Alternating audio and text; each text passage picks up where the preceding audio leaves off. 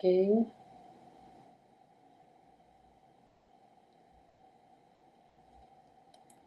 Só mais um minutinho, por favor.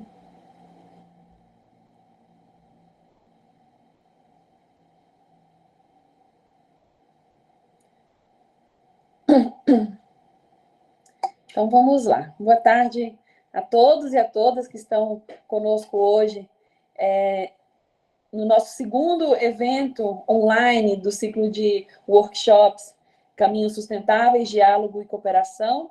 Nós temos hoje a super honra e o prazer de receber o André Trajano e o Paulo Alves, que vão estar à frente desse evento, trazendo para a gente aqui muita informação relevante. A gente estava ansioso, certamente, por esse tema e por ouvir essas pessoas que já fazem a diferença nessa agenda e que têm cooperado não só para o desenvolvimento da sustentabilidade, mas também da governança, e trazendo aqui um escopo daquilo que o setor público, principalmente, encontra como desafio e que também acaba sempre impactando as iniciativas privadas e movimentando todos os setores. Rapidamente, eu só queria apresentar o rostinho aqui das pessoas que fazem o grupo acontecer, são os nossos coordenadores, o conselho consultivo e os dinamizadores.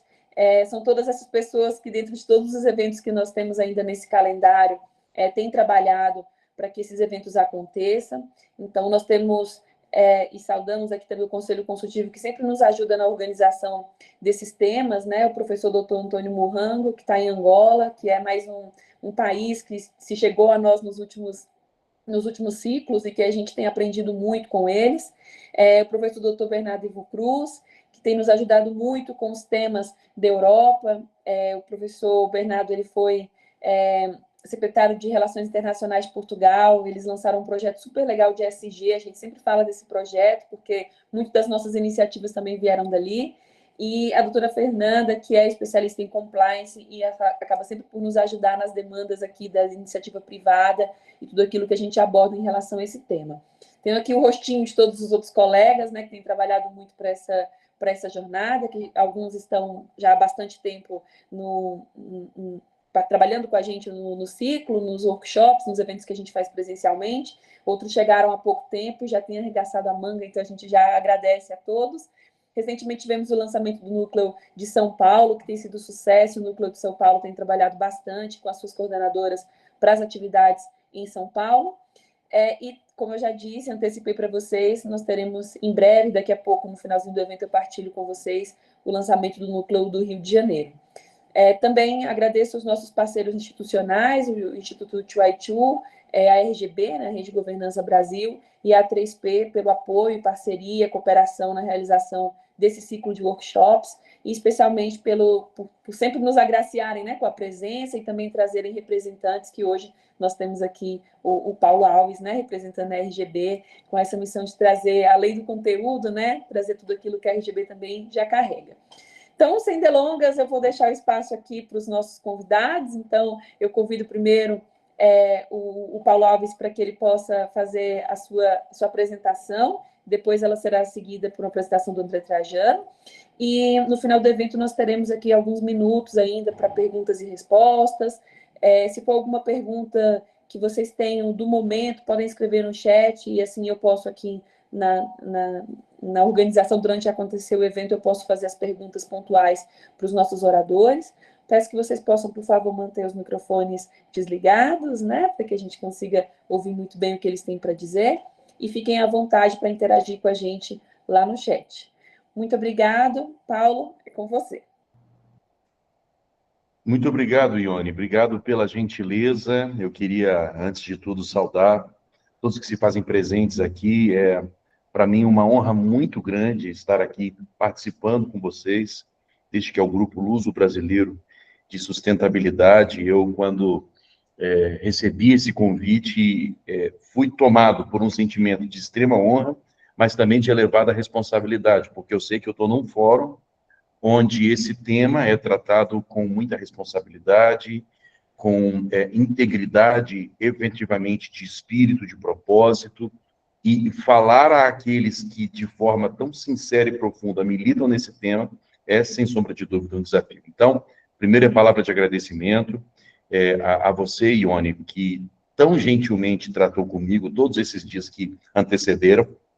a minha participação aqui, agradecer aos amigos da Rede Governança Brasil, na pessoa da nossa presidente, a doutora Cristiane Farinon, que, além de grande amiga, é nossa referência no que toca ao avanço da governança em nosso país, né? Essa rede colaborativa.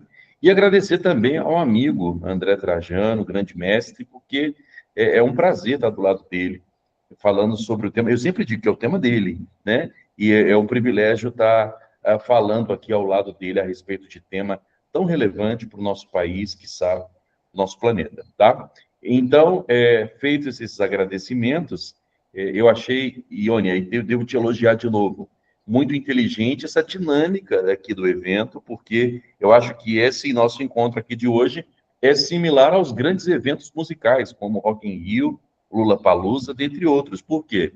Porque primeiro a gente coloca a banda menorzinha para tocar e depois a grande atração, que no caso é Mestre André Trajano, que vai vir depois ali como equivalente a um AC/DC, a um Black Sabbath, alguma coisa assim grandiosa, um Foo Fighters, que vai fazer um grande sucesso aí, vai fazer um barulho grande depois. Eu acho que Bom, nós temos duas bandas principais, viu, na abertura.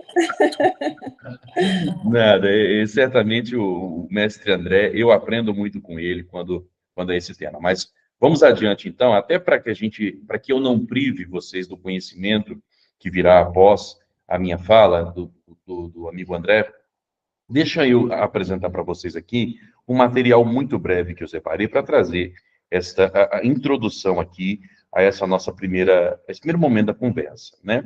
Eu gostei muito desse tom de conversa com o qual a gente está tratando aqui esses workshops, isso é muito, muito legal dentro desse propósito de agregar conhecimento. E fui convocado, e aí pergunto para vocês se vocês estão enxergando direitinho a apresentação, tá tudo ok, né? Maravilha. E fui aqui provocado a falar um pouquinho a respeito de um tema que, de fato, eu tenho exposto ao andar por todo o Brasil, tá? Governança na promoção do desenvolvimento sustentável. Para quem já me conhece, sabe que eu milito no tema da governança já há muitos anos. Na verdade, a governança faz parte da minha vida de forma profissional há mais de uma década. Por quê? Porque durante as últimas 2 décadas, eu fui servidor de carreira do Superior Tribunal de Justiça, o STJ, concursado. Comecei assessorando o ministro Herman Benjamin, que, por sinal, é um grande ambientalista, conhecido também, não apenas no Brasil, mas no mundo inteiro. E, depois de um tempo assessorando o ministro Herman no STJ, fui convidado para ir para o Conselho da Justiça Federal, cedido, onde assumi a titularidade da Unidade de Auditoria Operacional e de Governança, lá do CJF. E essa experiência profissional trouxe a governança como um tema, para mim, o mais valioso dentre aqueles que eu estudo, né? A minha unidade chamava Auditoria de Governança, então é um tema que não é novidade, ainda que a governança tenha ganhado protagonismo agora muito recentemente. Mas, dentro desse contexto, por que eu falo que eu era servidor do STJ? Porque, de fato, me desliguei e vim hoje para viver totalmente esse mundo privado, onde atuo hoje como docente, como consultor, presido hoje a minha própria empresa, que é a Companhia Brasileira de Governança, que tem um time incrível de consultores, de profissionais, que busca implementar os instrumentos, as ferramentas de governança em órgãos da administração pública. Temos vários projetos a nível municipal, a nível estadual e a nível federal também, implementando. Agora mesmo, a gente está no estado do Mato Grosso, implementando o sistema de governança estadual, né? Não o sistema como software, mas como unidade de políticas de governança, dentre as quais as políticas de sustentabilidade, que fazem parte, uma parte crucial dentro de um sistema de governança institucional, tá bom? Aí eu deixo sempre aqui, claro, meu espacinho democrático na internet, que é meu Instagram, o @prof.pauloalves, que lá eu falo um pouquinho sobre governança, sobre planejamento, sobre administração pública, sobre a minha família, que é meu bem mais valioso, e falo um pouquinho também, de vez em quando, sobre Fluminense Futebol Clube, time para o qual eu sofro, quer dizer, torço, que é, infelizmente, a Eniacina. Mas, dentro daquilo que fui convocado aqui a chamar, Eu sempre gosto de começar a minha apresentação com uma provocação, que eu sempre pergunto assim no início: qual é o principal assunto da Lei 14.133?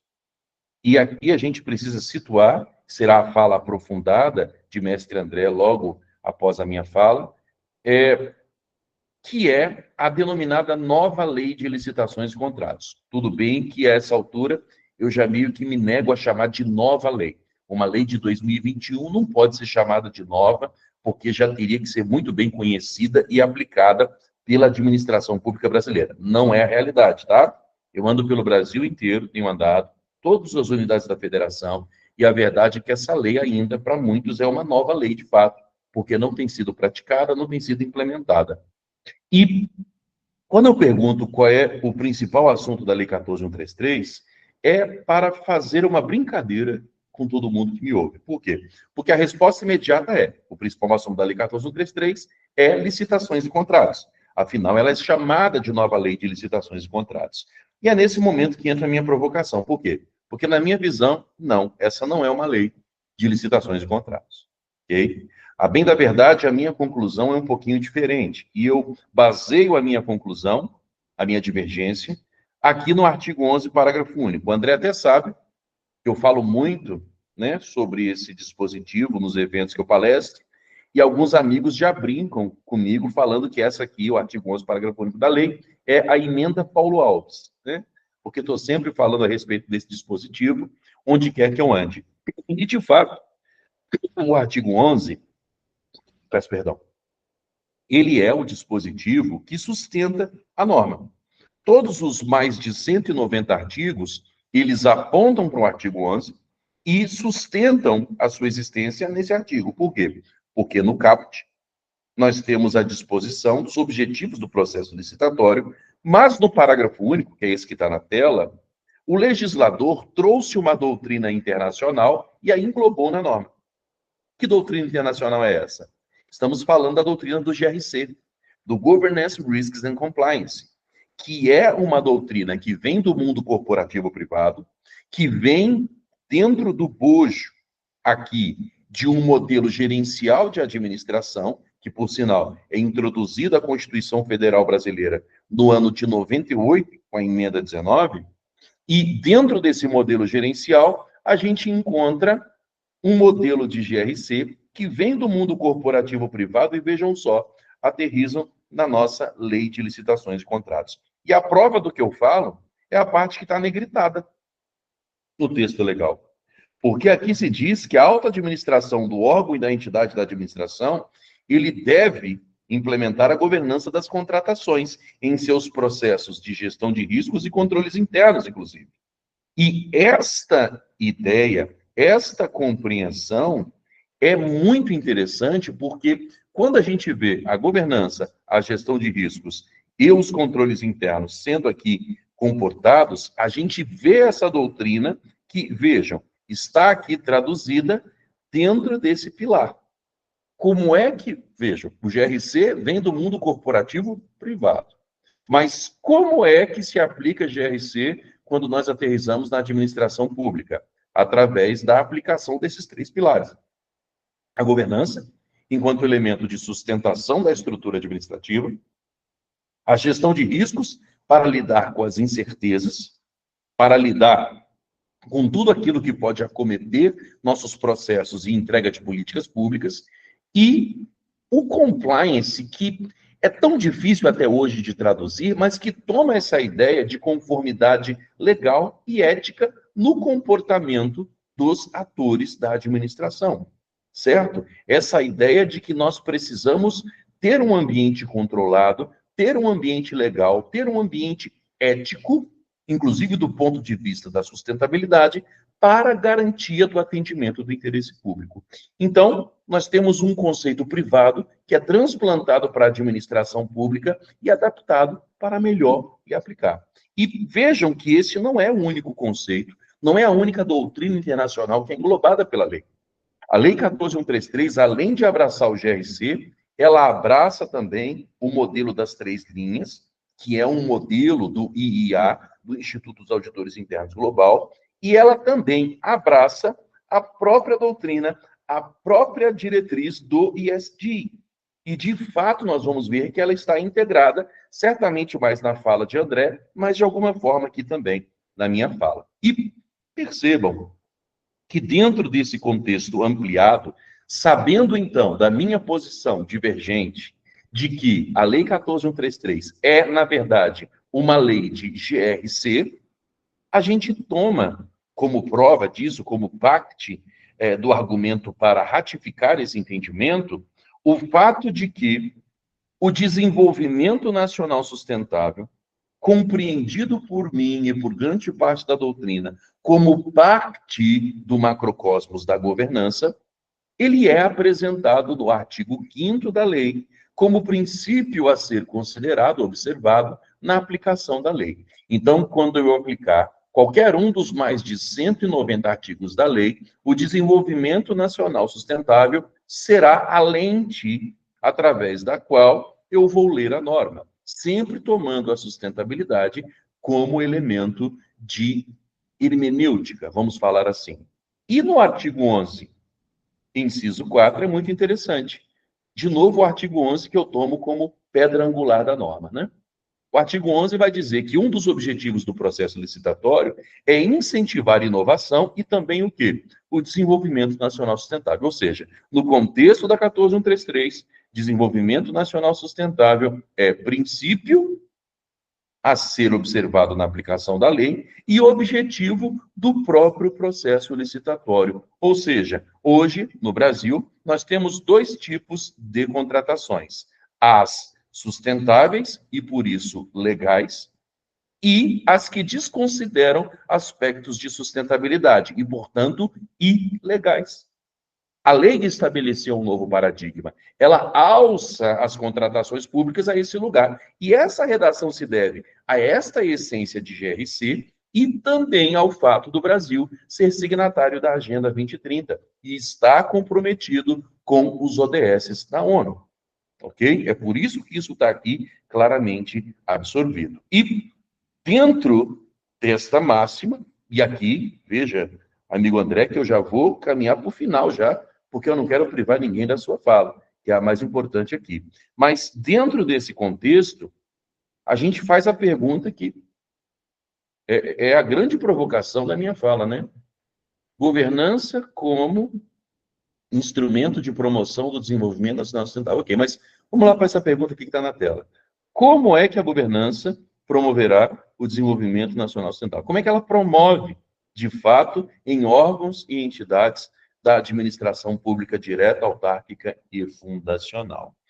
E eu vejo que parte da resposta passa por um entendimento que vem do próprio Tribunal de Contas da União, certo? Porque, muito recentemente, o Tribunal de Contas da União, ele pega uma de suas maiores ferramentas de avaliação da administração pública, que era o IGG, e transforma o IGG, que é o Índice de Avaliação de Governança e Gestão na Administração Pública, e o transforma em IESGO. E por que essa transformação acontece, inclusive no nome? Porque o TCU pega essa ferramenta de avaliação de governança e gestão e acrescenta a esta ferramenta pré-existente critérios, requisitos de sustentabilidade ambiental e social e os elementos de governança lá também existentes. Isso se dá no ano de 2023, quando este novo, vamos dizer assim, não novo instrumento, mas um antigo instrumento é aplicado, tomando agora novas diretrizes mais encharcadas dos elementos de sustentabilidade. E é muito interessante que essa ferramenta de avaliação da gestão, ela traz critérios objetivos para entender se a gente, de fato, está perseguindo, como deveria, o desenvolvimento sustentável. Porque notem que para se trazer critério objetivo, nós precisamos ter parâmetro. E quem traz esse parâmetro objetivo é exatamente o questionário do IESGO do TCU, porque ele vai fazer perguntas pontuais, específicas, claras. Né? Primeiro, quanto ao engajamento da alta administração, que é a nossa instância de governança, quanto ao estabelecimento do modelo de gestão sustentável, tanto do ponto de vista ambiental quanto social. Então, o TCU vai fazer perguntas objetivas, claras, dizendo: há objetivo, indicador e meta de sustentabilidade definido? Esses objetivos de sustentabilidade estão alinhados ao planejamento estratégico dessa organização?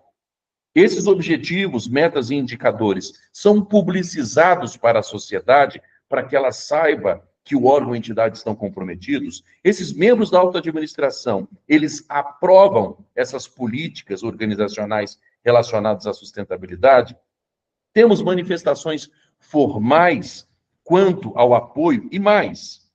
Temos em cada órgão ou entidade da administração uma equipe com dedicação exclusiva para tratar desse tema.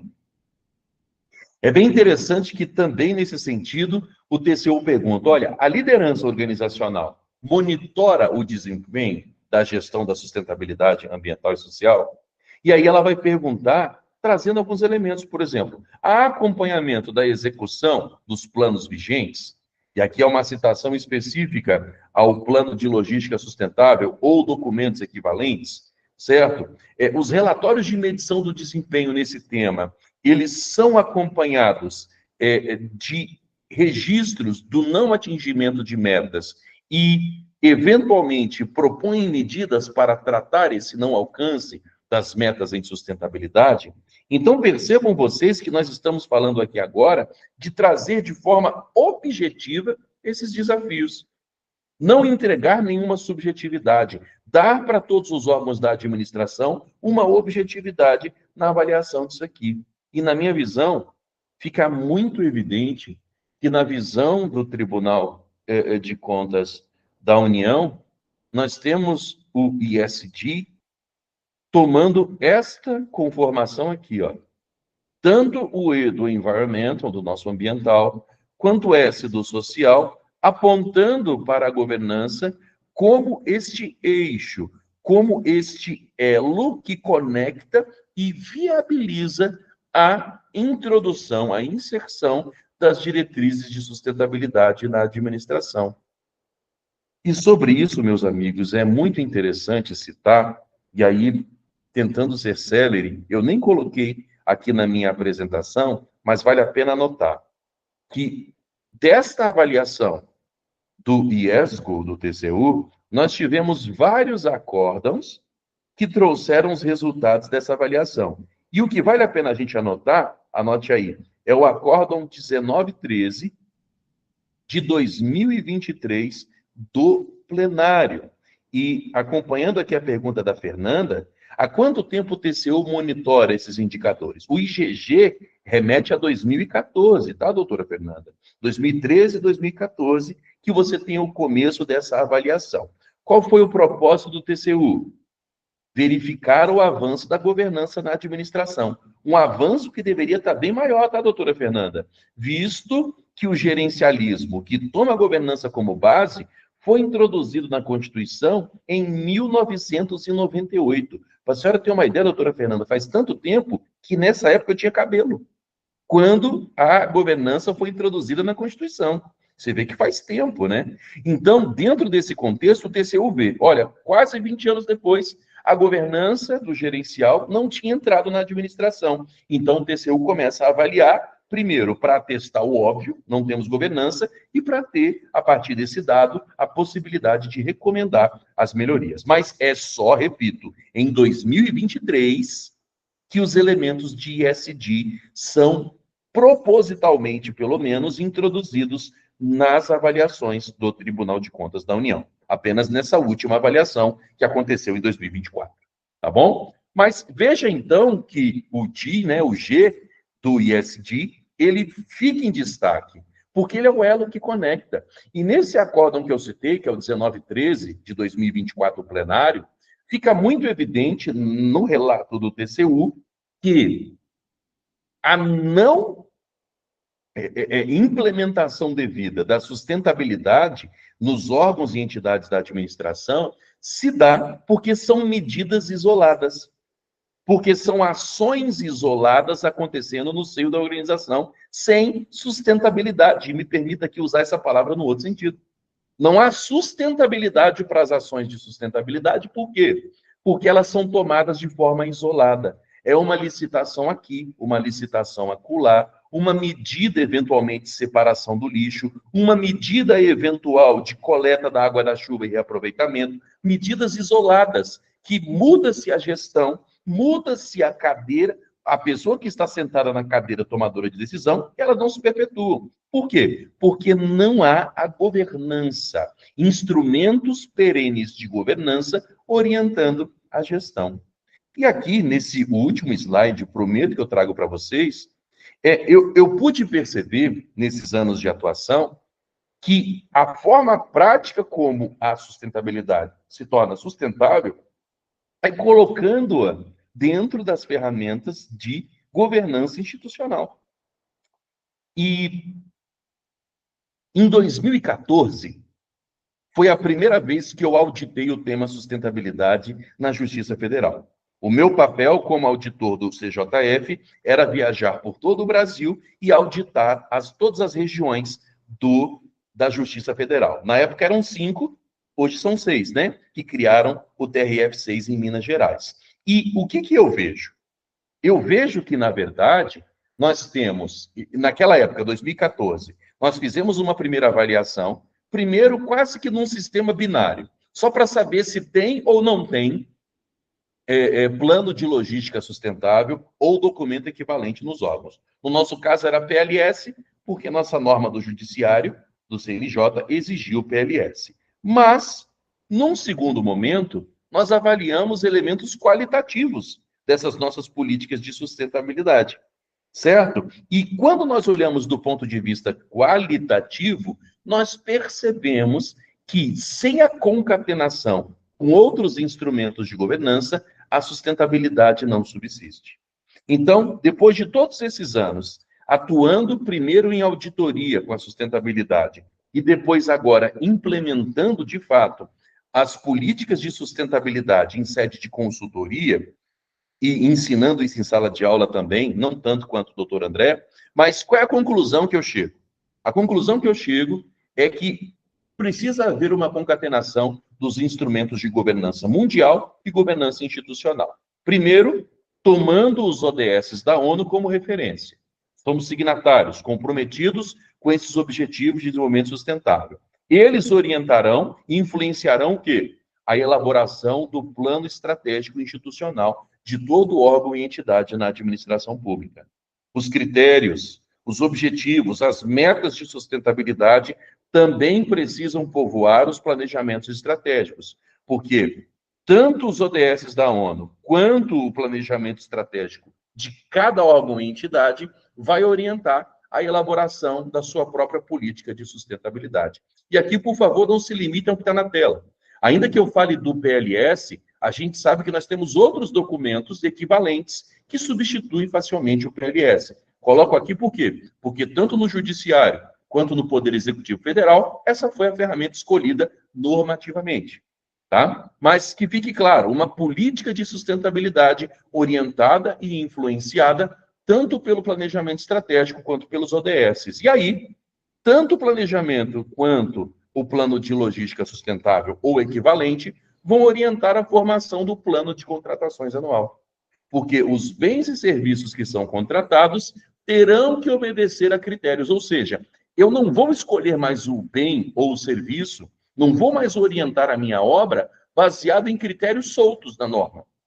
Eu terei documentos institucionais de governança que vão me dar segurança jurídica para tomar decisão. E aí, por óbvio, tanto o planejamento estratégico, quanto o PLS, quanto o plano de contratações anual vão influenciar a fixação, a elaboração do meu orçamento, que na administração pública brasileira se materializa na lei orçamentária anual.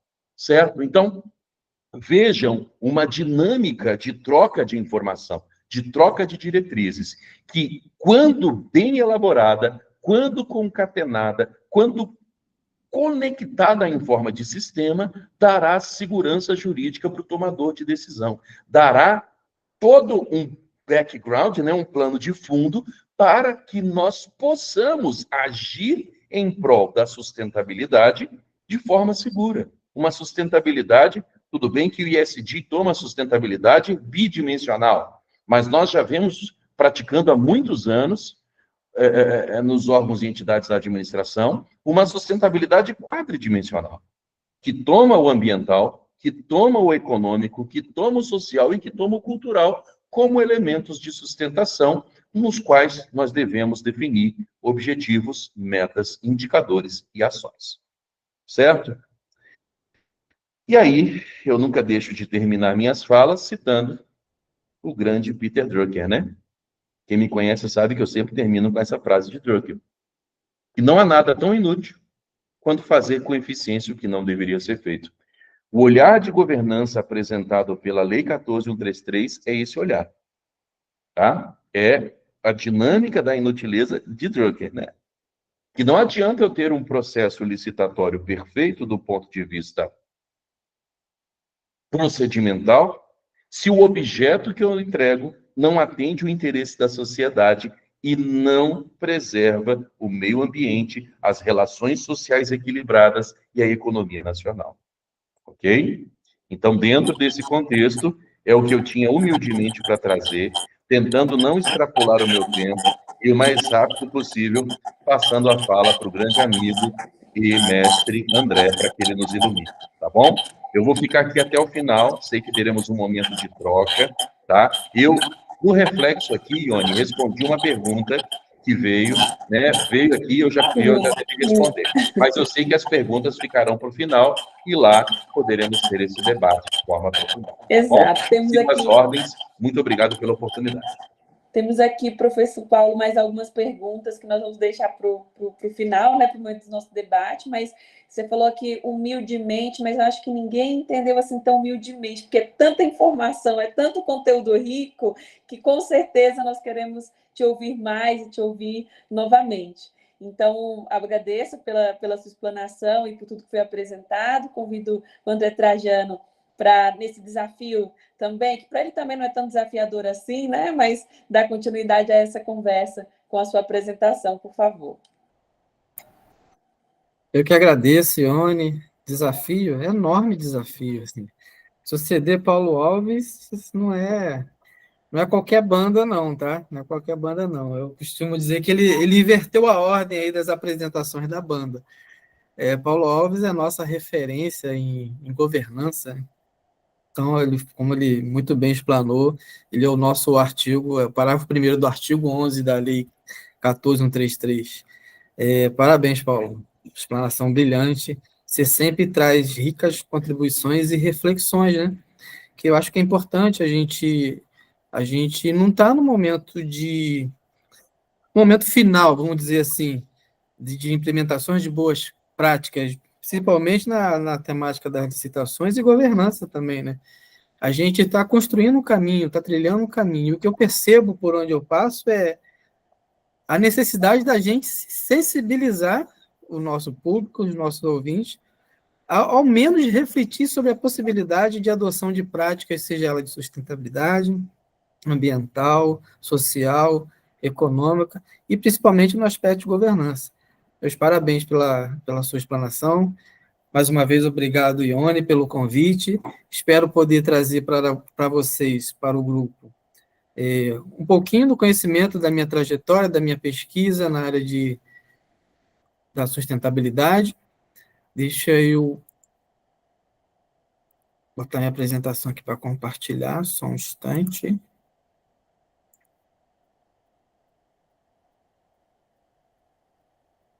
Vamos lá.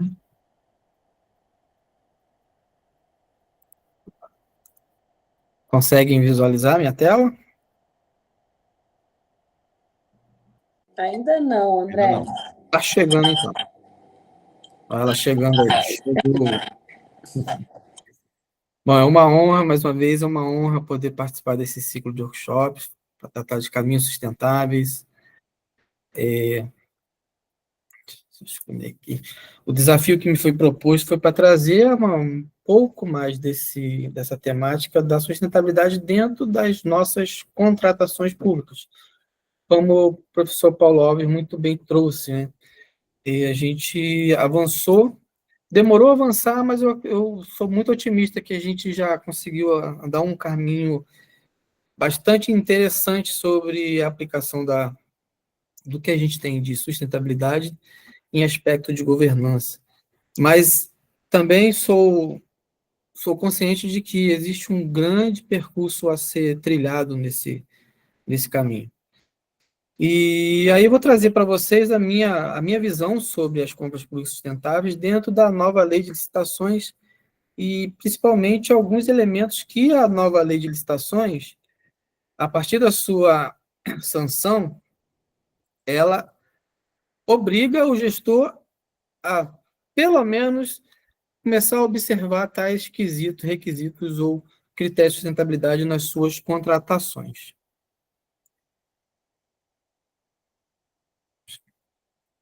Minha ideia é trazer aqui um pouquinho sobre o papel do Estado, o papel e o poder da compra pública, o papel estratégico das compras públicas, as compras públicas em si no Brasil, a sustentabilidade das compras públicas e um pouco de critério de sustentabilidade dentro das compras públicas. E aí eu começo com uma reflexão que tem se falado muito, né, em pré-COP30, então, né, sobre os eventos climáticos. Qual é o impacto desses eventos climáticos hoje, seja ele econômico, social ou ambiental? Eu trouxe aqui uma imagem que estive recentemente no estado do Rio Grande do Sul. Ele, embora está maio de 2025 aqui, é maio de 2024, ele sofreu uma grande enchente, a cidade sofreu uma grande enchente, e essa enchente ela perdurou por pelo menos 15 dias. Então, como eu disse, eu tive lá tem 2 semanas que eu tive lá nesse estado, e aí eu aproveitei a oportunidade para conversar, né, com o motorista, o pessoal que trabalha no Uber, qual era a sensação deles, o sentimento deles nessa época de grande enchente, de uma enchente desproporcional que houve na cidade. E assim, ficou claro, estampado no rosto deles, na fala deles, que havia uma insatisfação muito grande, principalmente com o poder público, porque na cabeça deles, havia sim a capacidade estatal de se preservar o máximo possível da cidade, ou de se minimizar o máximo os impactos daquele evento climático. Só que isso não aconteceu. Então, eu via na fala de cada um ressentimento. E aí eu quis trazer essa imagem justamente para a gente refletir qual o papel do poder público na capacidade de mitigar os impactos, principalmente decorrentes de eventos climáticos que estão cada vez mais presentes no nosso dia a dia, e esses impactos vêm gerando outros impactos correlatos, como impactos sociais e impactos econômicos.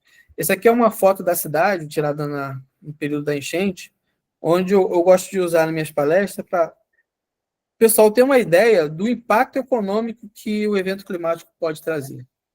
Somente durante o evento foram atingidas 47 mil indústrias e cerca de 98% dos municípios do estado foram atingidos. Então, essa imagem é emblemática porque ela traz um grande magazine, assim, sua estrutura toda pronta para atender a economia, etc., vários empregos envolvidos ali, e como ela foi fortemente atingida, né, por esse evento climático. E aqui eu trago alguns dados do custo desse evento, do custo que que esse evento teve, principalmente para o governo federal. Então, foi estimado que um custo de quase 100 bilhões de reais para a mobilização de profissionais, para equipamentos, hospitais de campanhas, alimentos, socorro de doações, transporte para correios, clientes para restabelecimento de energia elétrica de clientes. E aí a gente percebe que, além disso, o principal também se perdeu, que é a vida, né? A gente fala de sustentabilidade social, existe uma discussão enorme aí, qual é a sustentabilidade, qual é a dimensão da sustentabilidade mais importante, se é a governança, se é o ambiental, se é o social, se é o econômico.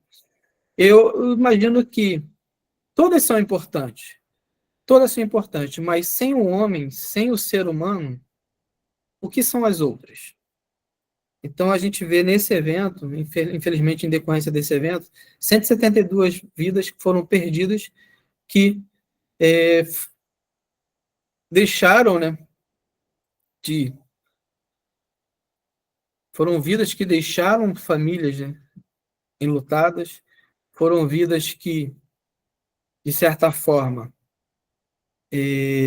refletem, de fato, a ausência da capacidade que o Estado hoje deveria ter para poder evitar que acontecesse. Além disso, aqui a gente tem um número estratosférico de desalojados, cerca de 500 mil pessoas, isso é muito grande. 37 mil pessoas desabrigadas, isso equivale aí a metade do Maracanã, como o Paulo Alves conhece bem. Então, eu trouxe esse momento de reflexão para a gente, de fato, pensar o que é desenvolvimento sustentável que a gente está trabalhando.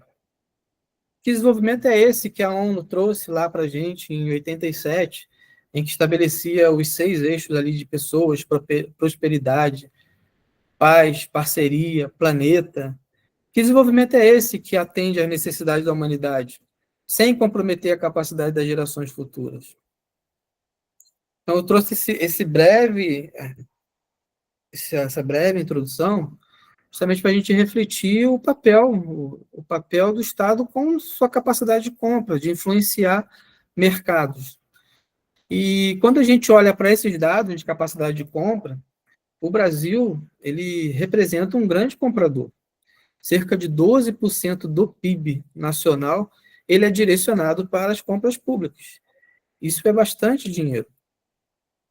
Eu trouxe aqui um dado do IPEA, do Instituto do IPEA, onde ranqueia municípios, estados, Distrito Federal e o governo federal na capacidade de compra.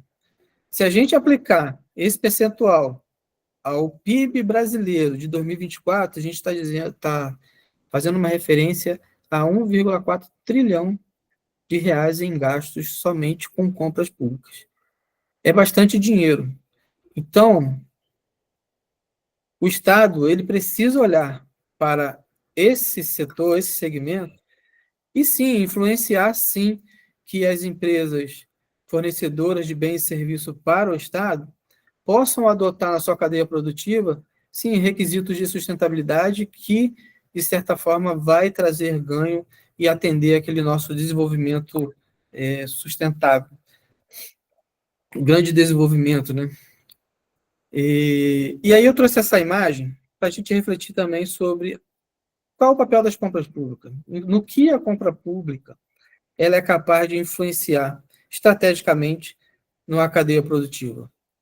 Ela é capaz de influenciar no processo de inovação, nas melhoras de condições de trabalho, quando eu exijo das empresas que elas me atestem que ela não contrata menor aprendiz ou pessoas e ela promove contratações análogas à escravidão, embora a gente vê aí alguns casos recentes que algumas empresas ainda adotam essa prática, infelizmente, mas o Estado, como motor dessa capacidade enorme que ele tem de influenciar no poder de compras públicas, ele sim tem que estar atento às suas, vamos dizer assim, parceiras em contratações, para que essas parceiras não venham a cometer esse tipo de deslize, né?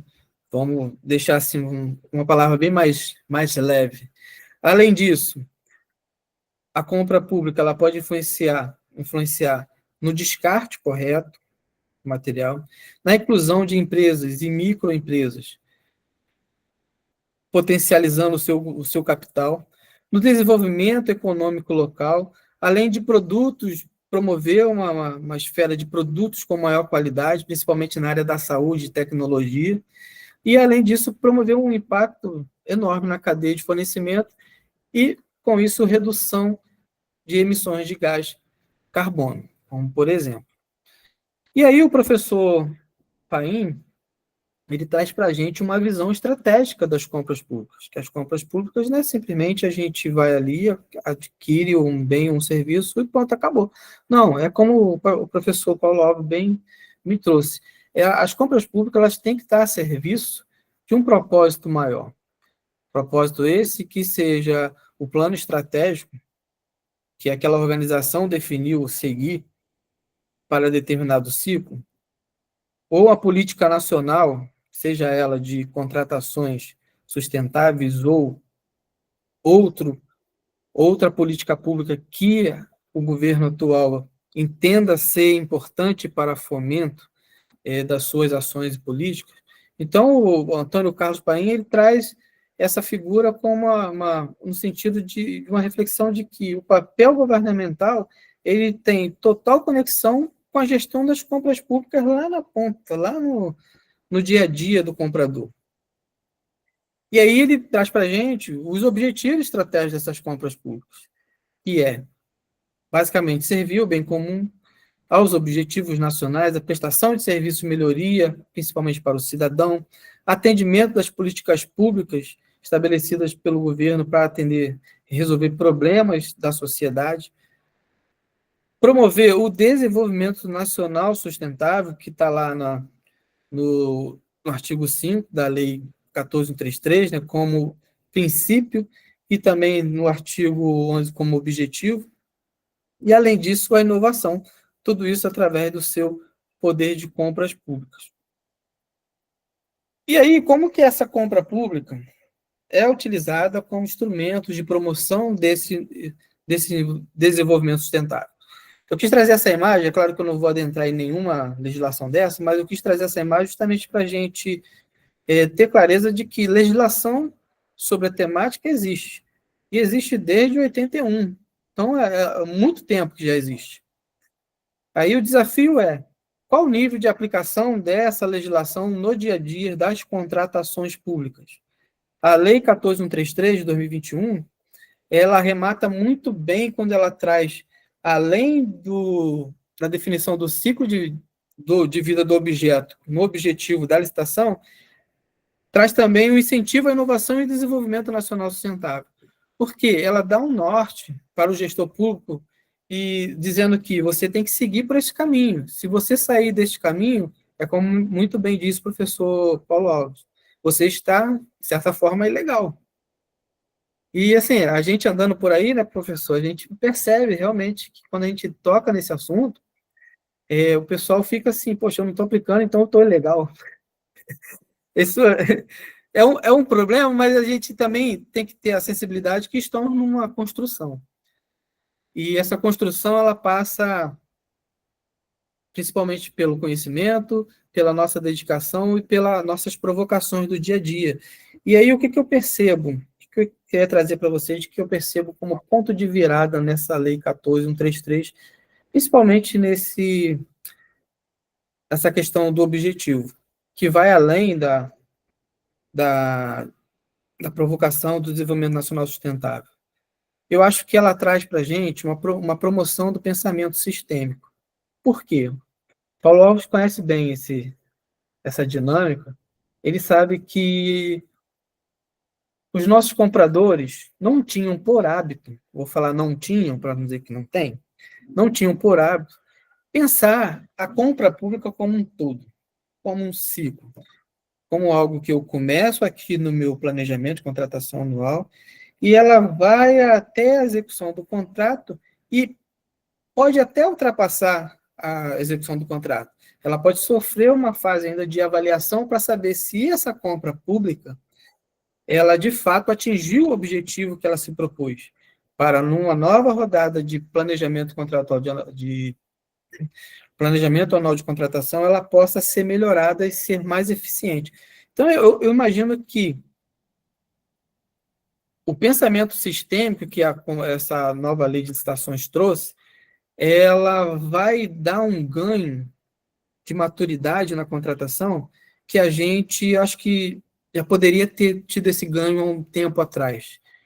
Eu trouxe aqui um exemplo para vocês do macroprocesso da contratação, em que, antes da Lei 14.133, pensava-se ou tinha um foco estabelecido na seleção do fornecedor. Havia uma preocupação enorme com a fase de seleção do fornecedor.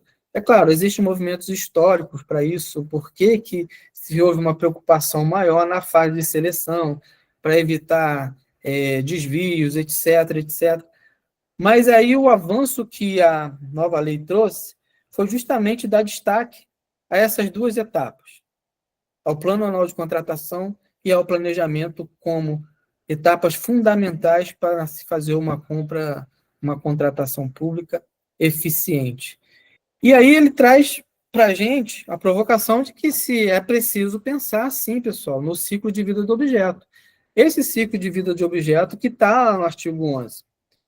Ele está também no artigo 18, onde ele destaca que a contratação mais vantajosa para a administração pública precisa também levar o ciclo de vida do objeto em consideração. E que ciclo de vida é esse? É um ciclo que não apenas considera o custo da produção, o custo do transporte, a sua utilização, mas também o seu descarte e produto final. A gente viveu numa era em que a preocupação era apenas o custo do produto. Eu adquiri o produto, adquiri lá a pilha para atendimento da minha necessidade e depois, não se pensava no depois. Eu vou trazer alguns exemplos aqui de ciclo de vida de objeto, a dificuldade que a gente tinha para se pensar em trazer esse pensamento sistêmico para o ciclo de vida do objeto e as principais consequências da ausência desse pensamento sistêmico. Eu trouxe um exemplo aqui para vocês, um exemplo bem simples, sobre uma comparação de duas lâmpadas. Aquisição de lâmpada de LED e aquisição de lâmpada fluorescente. Se a gente olhar só para o custo de aquisição, a gente percebe que a lâmpada de LED é uma lâmpada aí quase 5 vezes mais cara do que a lâmpada fluorescente. Até aí, ok. Esse aí era o pensamento, vamos chamar de pensamento primitivo, antes da lei 14.133. E aí, com o advento do pensamento sistêmico, a gente começa a refletir, tá, qual é a duração dessa minha lâmpada de LED em comparação com a lâmpada fluorescente? A gente percebe que a lâmpada de LED ela dura 5 vezes mais, pelo menos, do que uma lâmpada fluorescente. Cerca de 11 anos. E qual o custo de manutenção, desgaste e descarte dessas lâmpadas usadas para iluminação? Se a gente considerar o período de 10 anos, a lâmpada de LED não tem descarte algum e nem manutenção.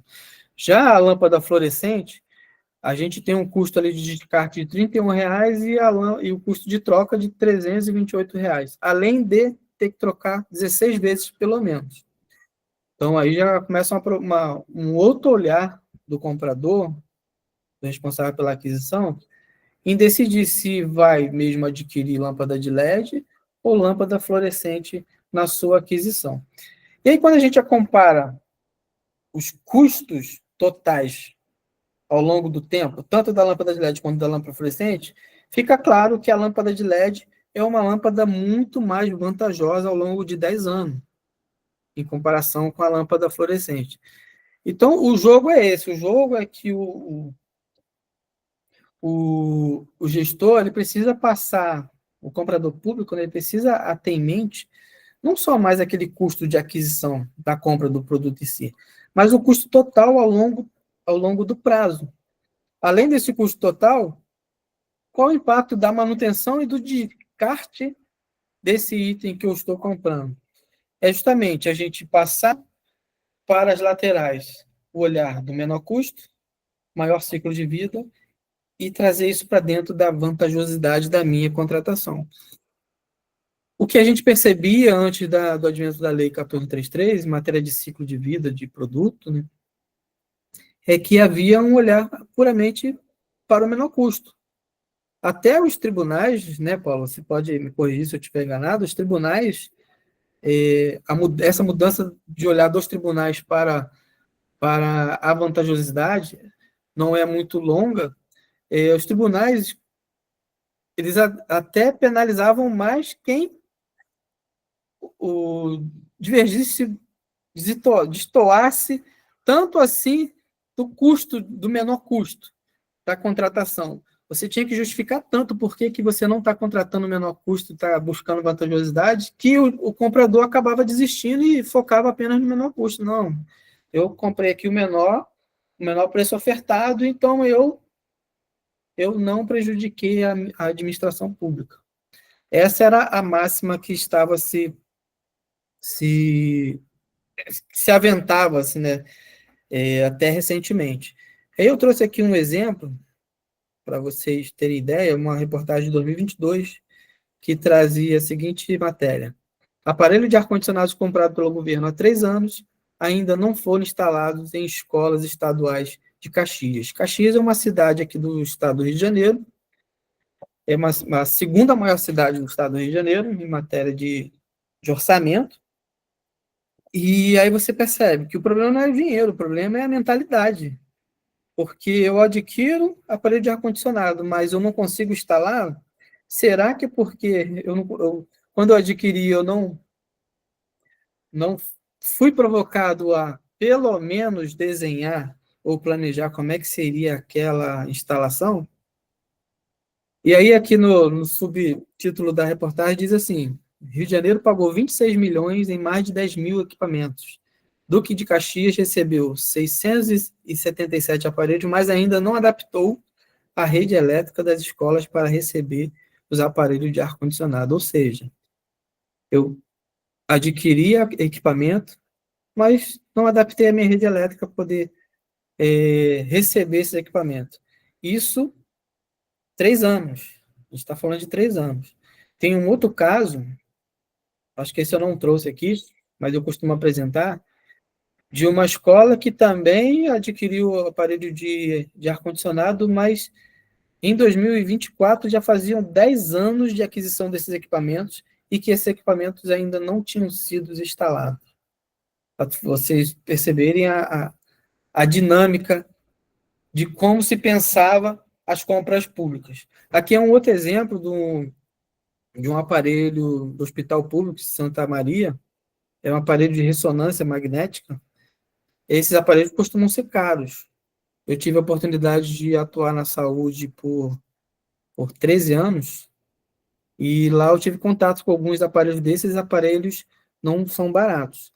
E é muito comum, acredito que vocês já ouviram falar de equipamentos comprados pela saúde estar encaixotado aguardando instalação. Isso aí é ausência do pensamento sistêmico em ciclo de vida do objeto. Se eu vou adquirir um equipamento de ressonância magnética, equipamento caro, dispendioso para o Estado e, consequentemente, para a sociedade, quais são as outras etapas que eu preciso cumprir para que esse equipamento possa estar em funcionamento, atendendo aquele problema público para qual eu me propus a resolver? Então, esse pensamento que a nova lei 14.133, ela deixa claro que é preciso pensar, é preciso estar dentre os objetivos da licitação, para que a gente consiga, assim, tornar a compra pública mais eficiente. E aí a gente entra no uso de critérios de sustentabilidade dentro das compras públicas. Eu tive a oportunidade durante o meu doutorado, fazer uma pesquisa sobre o uso de critérios de sustentabilidade justamente em todas as fases, aquelas 3 fases das contratações públicas, para perceber, para extrair do respondente se eles percebem ou não o uso de critérios de sustentabilidade no dia a dia deles. E aí eu consegui mapear pelo menos 26 critérios de sustentabilidade, fazendo uma revisão sistemática da literatura internacional, e aí eu submeti a uma pesquisa para esses profissionais que atuam em compras públicas. E nessa submissão, é claro, eu tomei o cuidado de fazer uma correlação com o que a Lei 14.133 hoje traz em aspecto tanto ambiental, quanto aspectos sociais, econômicos, que foi o norte da minha pesquisa, ter como base o tripé da sustentabilidade, foi justamente perceber se essas práticas, esses critérios de sustentabilidade que eu coloquei na mesa para eles, se eles, de certa forma, influenciam positivamente as compras públicas sustentáveis dentro daquela organização.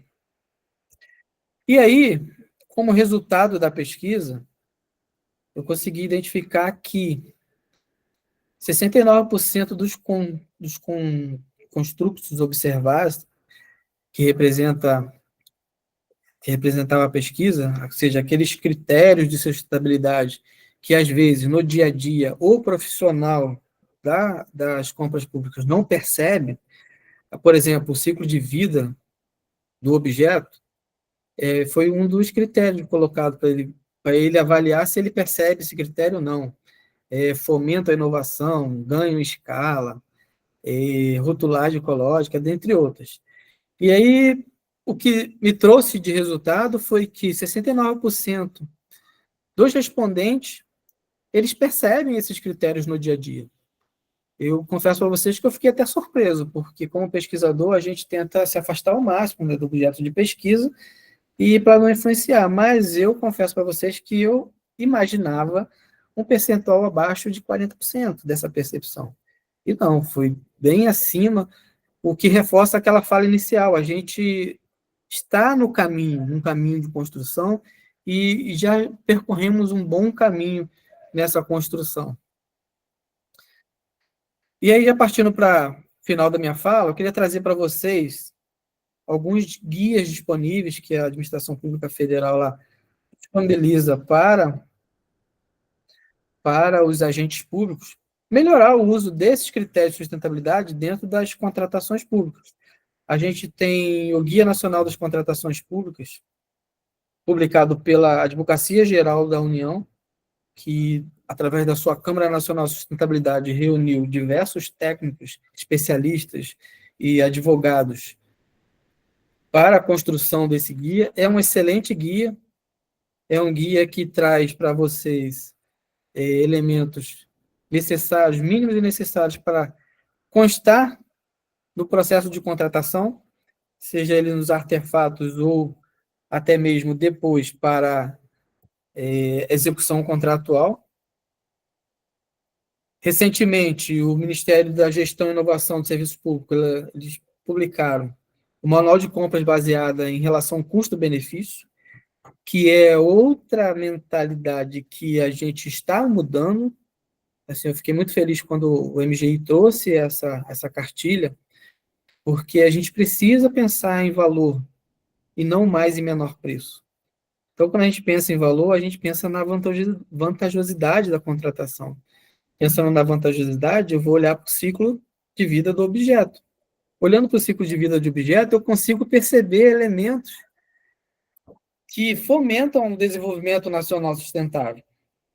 E eu fazendo todo esse ciclo, certamente eu estou fomentando a inovação. Além disso, eles publicaram também esse ano, o MGI, um guia de definição para definição e aplicação de critérios de sustentabilidade nas compras públicas. Ou seja, ferramentas o gestor público ele tem. Ele tem para poder implementar requisitos de sustentabilidade.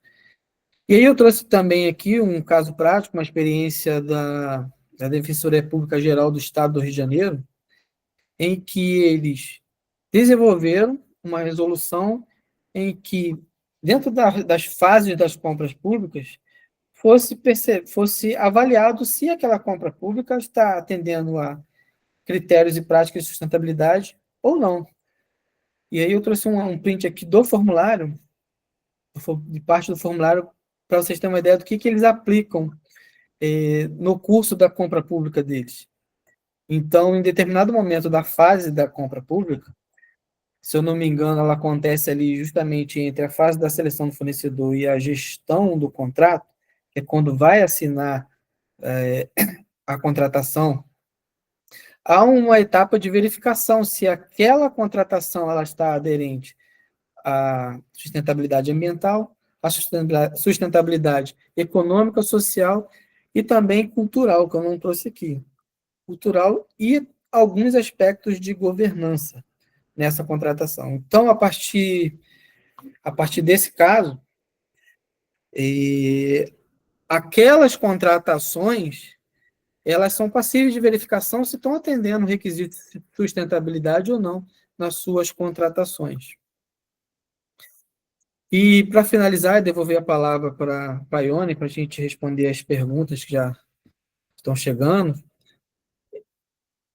O que eu gostaria de deixar de mensagem, com toda a minha trajetória hoje nessa parte de sustentabilidade das contratações públicas, minha pesquisa no doutorado, justamente é repensar o papel das compras públicas, que não é uma tarefa fácil, mas é uma tarefa urgente e necessária, conhecendo o seu potencial transformador de mercados, pode sim auxiliar na promoção e no desenvolvimento nacional sustentável das compras governamentais, seja ele por meio de uso de critérios de sustentabilidade objetivo, pelos quais é possível tornar a compra pública integralmente sustentável.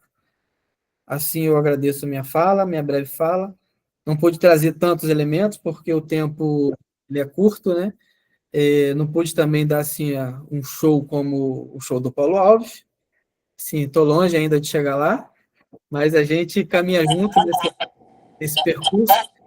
E, como ele falou, a gente se complementa aí, né, mestre? Obrigado.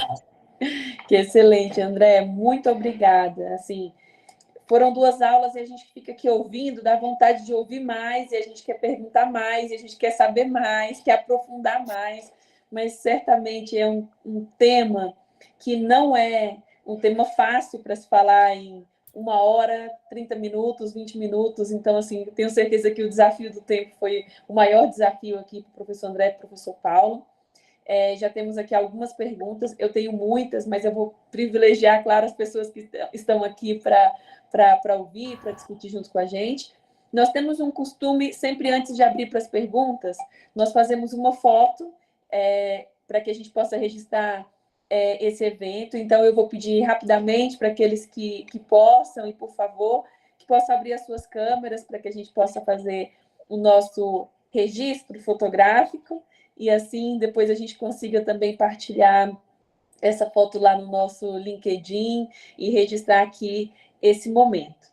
Lembrando a todos, enquanto o pessoal está abrindo a câmera, está arrumando o cabelo ali, todo mundo junto, aproveitando para dizer que todo esse material gravado, ele é disponibilizado gratuitamente, então vocês vão ter depois essa gravação disponibilizada. Nós sempre disponibilizamos no fim dos ciclos, então o final desse ciclo na última semana de novembro, né? Então, a partir de dezembro, os vídeos já estarão disponíveis, e aí todo mundo vai poder pegar esse período de férias e de fim de ano, início de ano, para revisitar esses conteúdos, ok? Então, vamos lá, com um sorriso, vou fazer aqui o nosso registro. Então, primeiro, e agora, para não cometer erro, eu vou fazer uma segunda foto. Vamos lá. Perfeito. Muito obrigada a todos e a todas. Então, nós temos aqui algumas perguntas no chat. Eu queria fazer o seguinte, aqueles que quiserem fazer a sua pergunta por voz, que já fizeram no chat, não tem problema, eu vou perguntar e dar essa oportunidade na mesma. Eu tenho aqui uma pergunta da Fernanda e uma pergunta da Bárbara, que são as primeiras perguntas. A Fernanda, ela pergunta para o Paulo, professor Paulo, se essa lei já está sendo aplicada na administração pública, e a Bárbara pergunta sobre, no ponto de vista do professor Paulo, por que a lei não está sendo implementada de fato ainda nos municípios. Acho que essas perguntas elas podem casar aqui, e o professor Paulo, por favor, se puder responder. Estava respondendo aqui com o áudio fechado, perdão. Bem, eu estava vendo essas perguntas aqui, estava doido para respondê-las de fato, porque são perguntas muito relevantes. Vejam, num primeiro momento, sobre essa questão especificamente da não aplicação, acho que são até citados os municípios, né? Por que o... acho que está aqui. Se está sendo aplicada na administração pública. É interessante essa sua pergunta, e aqui o nome da colega é a própria Fernanda, né? Fernanda, é interessante essa sua pergunta, porque já temos, inclusive, dados para mostrar que a aplicação da Lei 14.133, ela está muito abaixo do esperado. Só para você saber, hoje o TCU desenvolveu um índice de avaliação do grau de maturidade na implementação da lei e chamou esse índice de I1000. Eu vou até colocar no chat aqui, I1000. Índice de maturidade na implementação da Lei 14.133. E um conjunto de avaliações tem sido feitas pelo Tribunal de Contas, capitaneadas, inclusive, pelo grande amigo e ministro do TCU, ministro Benjamin Zinler, tá? Que tem sido relator desses acórdãos, que tem avaliado isso aqui. E as avaliações são terríveis. E é interessante que, eu sempre falo que existem, me permitam a expressão, tá? Com todo o respeito à língua portuguesa, mas existem vários Brasis dentro do Brasil, tá? O Brasil é composto por vários Brasis, né? Vamos botar no plural dessa forma, me permito aqui, entre muitas aspas. Porque existe o Brasil federal, existe o Brasil estadual, existe o Brasil municipal. Sem esquecer do Brasil distrital. E o Brasil municipal é o mais carente. É o que tem mais dificuldade de implementar a Lei 14.133. Exatamente por conta daquilo que eu falei na minha palestra. É uma lei de governança. E quando a gente olha para o contexto municipal, sem generalizar, tá, gente? Sem querer aqui generalizar, mas o contexto municipal ainda é muito carente no que toca a governança, quiçá gestão, muito menos governança. Então, nesse cenário onde você precisa de elementos estruturantes de governança para funcionar, a lei não vai aderir. As práticas estarão muito mais restritas aos elementos de gestão.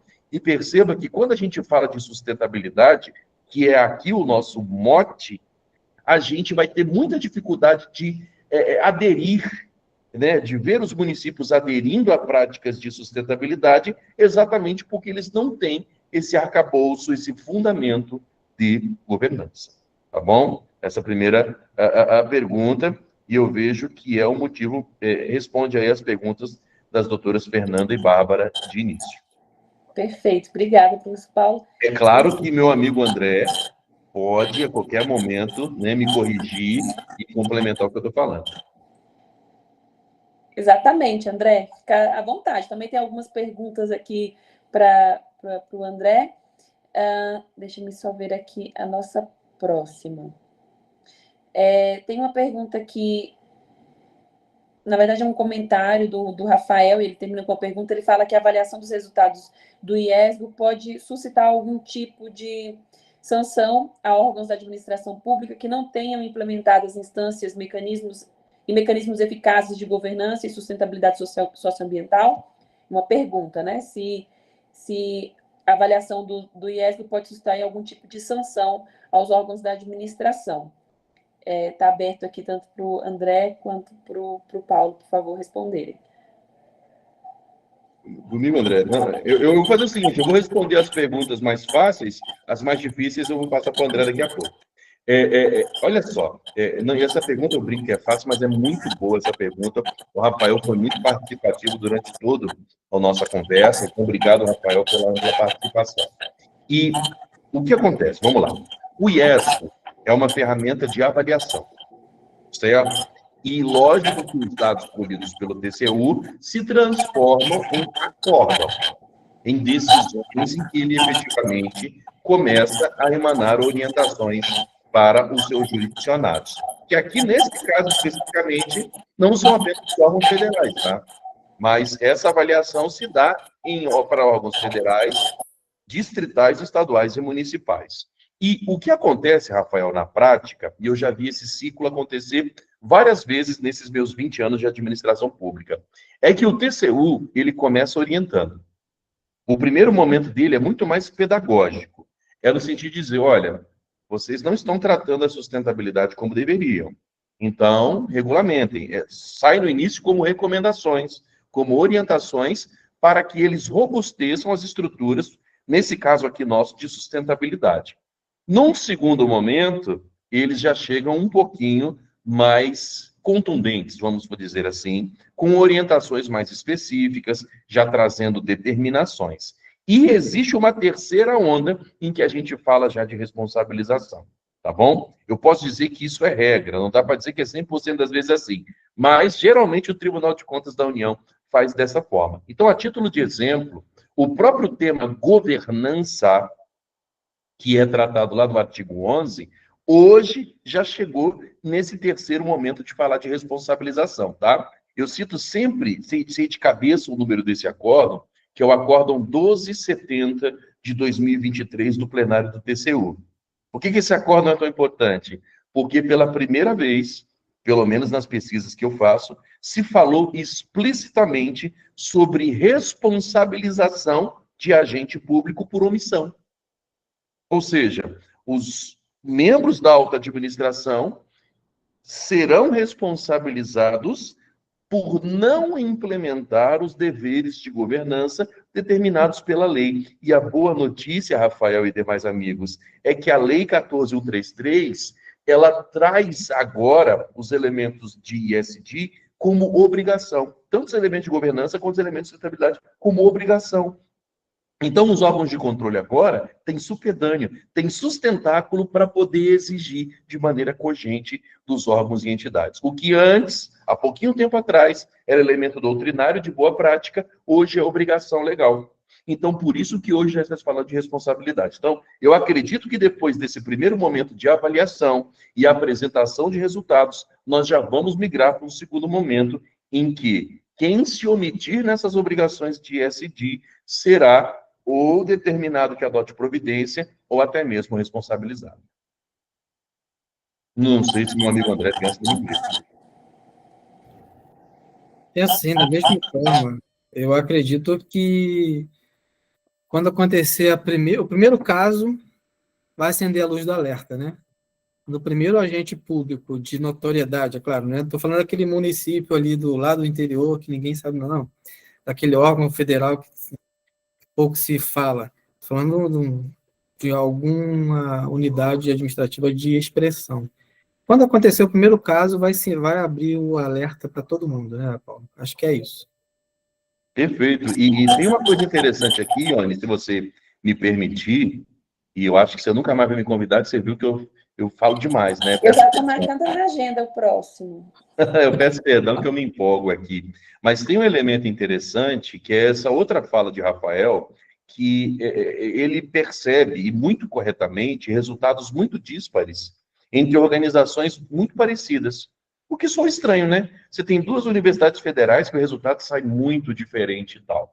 E eu explico para você, Rafael, porque eu já participei do outro lado da resposta aos questionários de avaliação do TCU, tá bom? Lá ainda como servidor da Justiça Federal, do STJ, né, que eu te falei, mas cedido à Justiça Federal, eu funcionei na auditoria como uma instância de revisão dessas respostas. Porque o que acontece?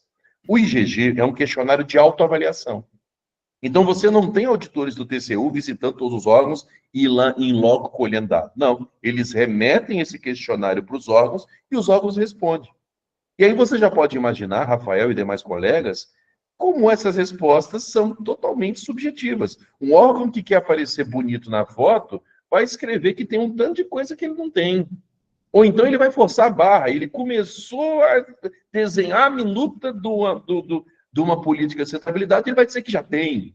Então, esse cenário é muito heterogêneo por isso. Não só porque os órgãos estão em situações diferentes, mas porque os órgãos em situações iguais respondem como se estivessem em situações diferentes, certo? E eu digo para você, e aí não vamos ficar aqui de falsa modéstia nem nada, mas lá no Conselho da Justiça Federal tinha uma benesse. Não é que a gente fosse perfeito no que toca à sustentabilidade, muito longe disso, mas quando nós tínhamos a aplicação dos questionários, a direção do CJF tinha a honestidade intelectual de mandar para nós da auditoria para que nós validássemos as respostas, certo?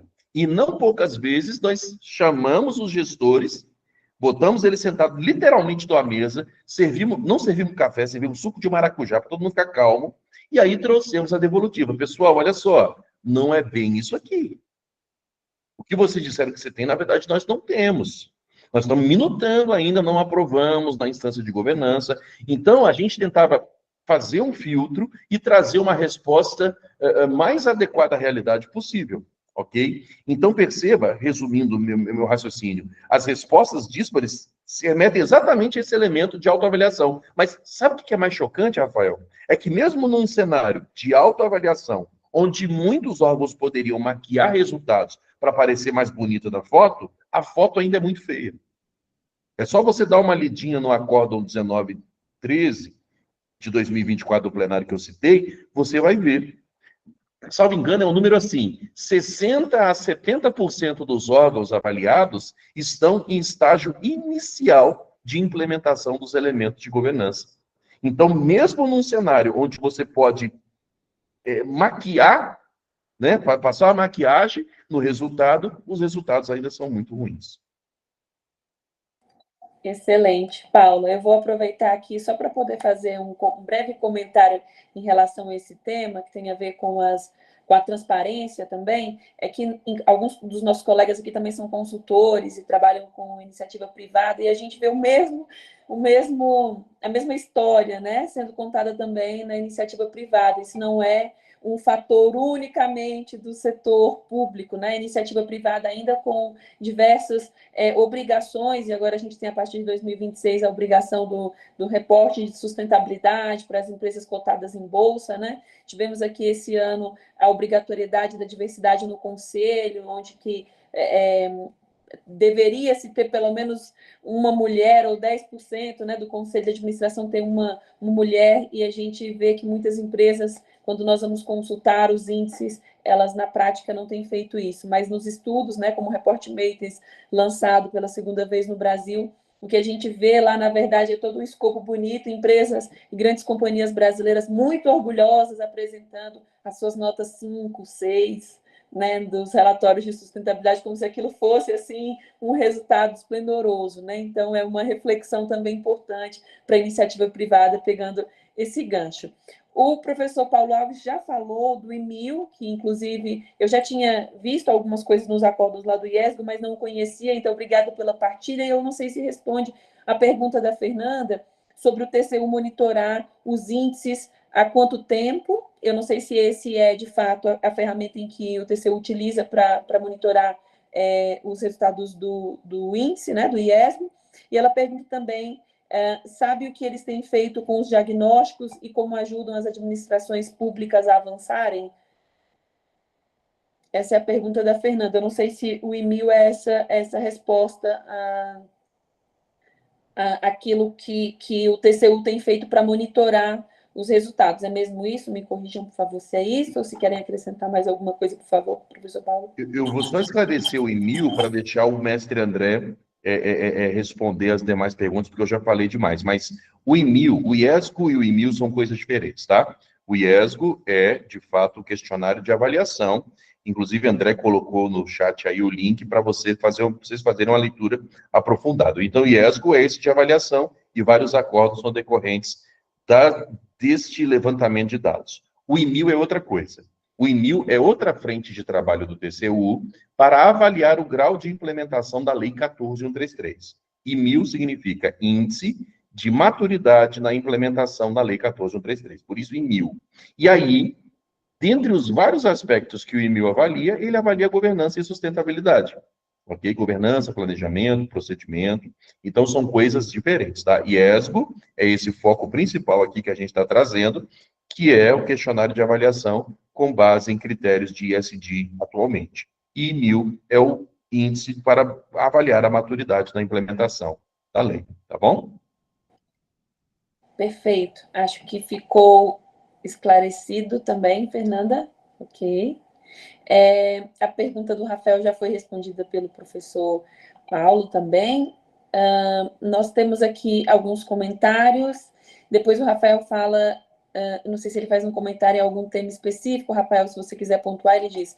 Ou foi o famoso, temos verba, acho que na apresentação do André, né?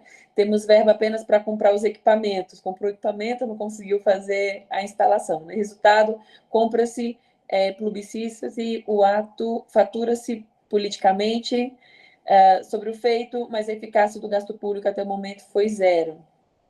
Ele faz um comentário em relação às compras públicas que o André citou. A Bárbara fala que há necessidade urgente de treinamento dos servidores envolvidos no processo licitatórios e de compras. Eu não sei o que o André acha em relação a isso. Falta treinamento, temos treinamentos disponíveis, onde os servidores podem recorrer.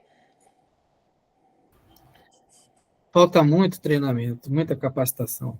Muito. É um campo muito, muito vasto ainda a ser explorado. O Paulo, ele corre o Brasil inteiro, ele sabe disso. Os municípios, o interior, então, principalmente. E você toca no assunto com eles de governança, o que é isso? Isso nunca ouvi falar disso. Vai falar de critério de sustentabilidade, então, gente, que é isso? Ciclo de vida do objeto.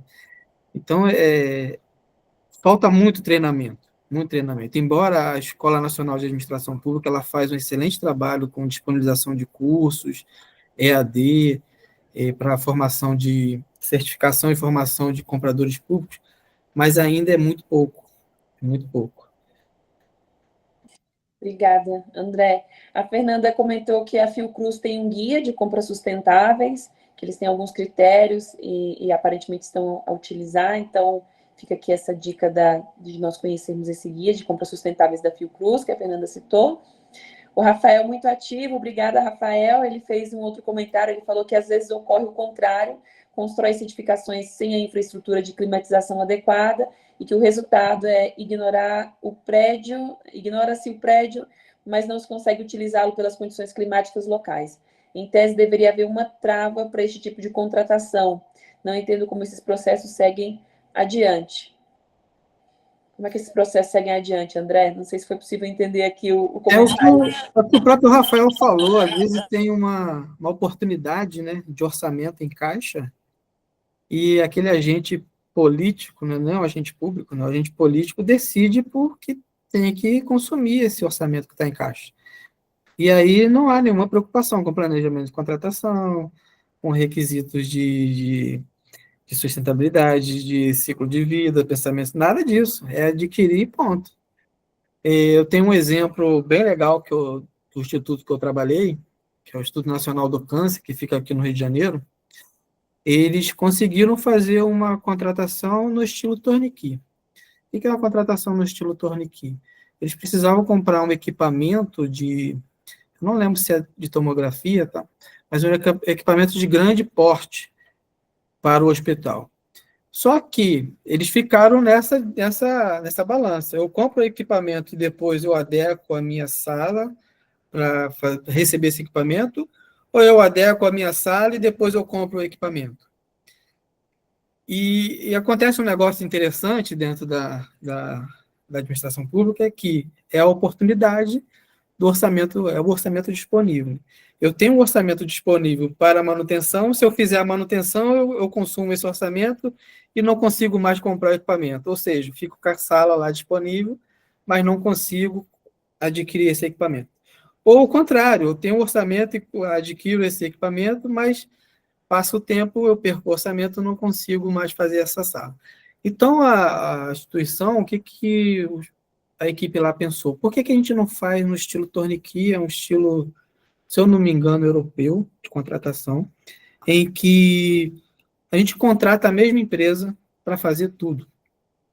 A mesma empresa que vai fornecer o equipamento de grande porte é a mesma empresa que vai fazer a adequação do espaço necessário para receber esse equipamento. Tudo dentro da mesma compra. Então, meu consumo de orçamento é um só. E aí eles conseguiram dar o que eu chamo de sinuca de bico, né, da contratação e conseguiram implementar essa prática e deu super certo. Super certo. Só para acrescentar, eles estão tentando repetir essa prática agora na nova lei. Estão com uma enorme dificuldade. Uma enorme dificuldade. Porque a tecnologia mudou. São pouquíssimas empresas que assumem essa parte de adequação de espaço hospitalar para poder receber equipamento. Poucas querem ter essa responsabilidade. Então, eles estão enfrentando novamente, no cenário hoje, esse mesmo desafio. Excelente. Muito obrigada, André. Acho que teve alguém que perguntou aqui como escreve, acho que já responderam aqui também, né? Ok. Ok, perfeito. Depois temos aqui alguns comentários e agradecimentos, o pessoal super feliz com o material. Teve alguém que perguntou aqui se nós teremos o material disponível. O professor Paulo Alves nos deu a honra aqui de enviar o material em PDF, então depois nós vamos partilhar lá no grupo para todos. Espero que todos estejam inscritos, nós vamos enviar para aqueles que inscreveram. Quem não se inscreveu, tem o link das inscrições, nós vamos enviar para vocês através do e-mail. Temos alguns outros comentários, e tem aqui a Fernanda que perguntou a solução para avançar, não sei se tem um ponto específico. Eu vou fazer o seguinte, como nós já estamos aqui caminhando para o final e para algumas perguntas mais finais, e temos aqui alguns comentários do Oi, Ione. Fernanda. Sim, só um minutinho, eu vou deixar, eu tenho aqui uma pessoa que levantou a mão, que eu não tenho certeza se eu vou falar certo o nome dela. Cati. Como é? É que está como Gotcha, que é a minha empresa, desculpa. Ok, tudo bem. Bom, eu sou a Cati Corban, eu acabei de entrar na RGB, muito prazer em conhecê-los, gente, sensacional, assim, parabéns, André Trajano, parabéns, Paulo Alves, parabéns pela organização do evento, Ione, a tua condução está sendo excelente, me sinto muito honrada em estar participando. Na verdade, eu trabalhei na Prefeitura de São Paulo. Meu background é grande em sustentabilidade, faz 20 anos que eu trabalho com isso, na área de direito mesmo, mas eu acabei sendo consultora a vida inteira, e aí fui contratada pela Prefeitura de São Paulo em 2023 para trabalhar exatamente a transição da lei, da 8666 para 14133, por conta do capítulo ESG. E eu vou falar no caso prático, tá? Então, assim, o que acontece dentro da Prefeitura? Primeiro, me contrataram para o departamento errado, porque eu tinha que estar no referencial técnico e não no departamento de licitações, porque é tudo muito departamentalizado. Então, assim, foi um caos. No primeiro mês eu falei, olha, deixa eu falar uma coisa, isso é quase uma improbidade administrativa, porque, de verdade, assim, tudo parte do referencial técnico. Então, assim, aí vinham as licitações para mim, e eu falava assim, vocês querem que eu devolva todas? Porque isso aqui não tem nada de ESG, absolutamente nada de compras sustentáveis. Então, eu fiquei 5 meses lutando com o pessoal interno da Prefeitura de São Paulo, e olha onde eu trabalhava, na SM Sub, com 32 subprefeituras de São Paulo no Departamento de Obras Públicas. Então, a gente fazia Operação Tapa-Buraco, foi exatamente quando teve todo aquele problema das chuvas em São Paulo, que caía árvore o tempo todo, então, assim, era o caos, tudo emergencial. Então, assim, é maravilhoso que a gente tenha essa discussão, só que na prática, gente, a gente vai precisar fazer muita coisa, e eu trago isso para vocês com uma dor no coração, porque, assim, de verdade, eu queria muito ter conseguido em 2023, porque a lei ainda não estava em vigor, ela ia vigorar em 2024, porque foi em 2021, aí teve que levar Cassulegis, bom, ok, aí vai para 2024. Não consegui fazer nada, eu falei, olha, eu preciso sair, porque isso é improbidade administrativa, eu não consigo fazer nada aqui. E outra, a celeridade do processo você compromete, porque cada vez que eu mandava voltar para o referencial técnico, você imagina o quanto que demorava, porque tem o processo SEI, e vai tudo pelo processo, né, tudo pelo processo legal, então é bem complicado, gente, implementar o ESG não é fácil em licitações. Aí eu abri uma empresa de licitações, que chama LicitBR, a minha empresa, eu falei assim, gente, eu vou começar a ajudar, pelo menos o outro lado, né, quem quer licitar em compras públicas e que ainda não sabe, porque, na verdade, eles meio que mascaram isso, né, as empresas, de uma forma geral, elas podem, na verdade, impugnar todos os editais por conta da lei, hoje em dia, porque não está presente, isso é uma lei hoje em dia, então, assim, essa é a contribuição que eu trago, a gente tem muito por fazer, a gente tem que prestar consultoria, sim, para os municípios, para os referenciais técnicos, olha isso, não adianta a gente ficar preso lá no finalzinho, que é no edital. O edital de licitação, a partir do momento que ele é publicado, já foi ali no referencial técnico as regras. Então, o que eu queria deixar como contribuição é, vamos focar em referencial técnico, porque quando a gente fala só em licitação, eles pensam no processo final, que é quando já vai ser publicado, aí já era, gente, experiência própria, tá? Então, assim, estou muito feliz de participar do grupo, eu sei que eu posso contribuir bastante com vocês, e, assim, o que vocês trouxeram foi incrível, cada vez mais ajuda, e a gente tem que colocar isso no mercado, começar a fazer um monte de palestras, seminários, congressos, falando de referencial técnico e licitações. Tem que linkar, se não linkar, não vai rolar, experiência própria. Prefeitura de São Paulo, 32 subprefeituras, obras públicas, caótico. Era essa a contribuição que eu queria deixar, mas assim, estamos juntos aí, ó. Braço dado, vamos lá, vamos fazer valer, né?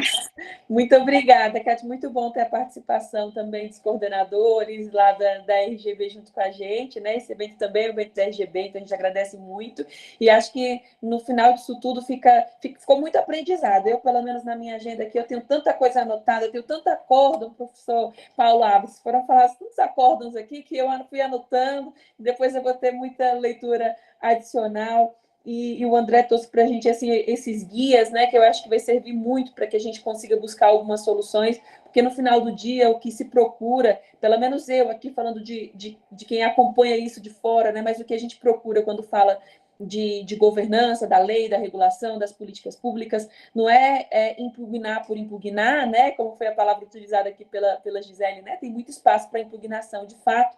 O que a gente procura, na verdade, é que os fornecedores da administração pública, as empresas, no geral do nosso país, né, elas têm um compromisso com a sustentabilidade, que eles não façam apenas por cumprir a lei, mas façam por essa mudança de paradigma. A gente sabe que não faz por boa vontade, não faz por amor, acaba fazendo pela dor, e aí a lei entra para dar suporte, né, e subsídio para que de fato aconteça.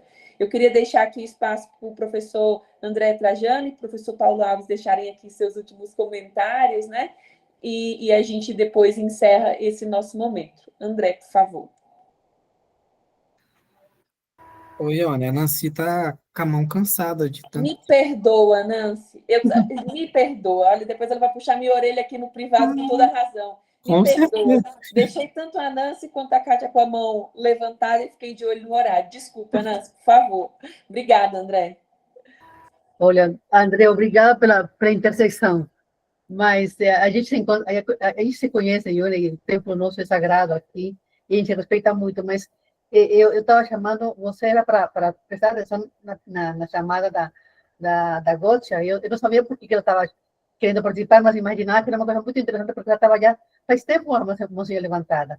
E segundo, a minha mãozinha está assim, quase que finalizando, mas eu fico, apesar de tantos entreveros e desencontros e não se falar como falou a Gotcha, não se falar em referencial técnico e só de licitações, para mim fica vale muito a pena, porque nós que trabalhamos aquele assunto de sustentabilidade e ESG, em exaustão, e a gente lê muito material e tudo, e de repente vocês trazem esse tema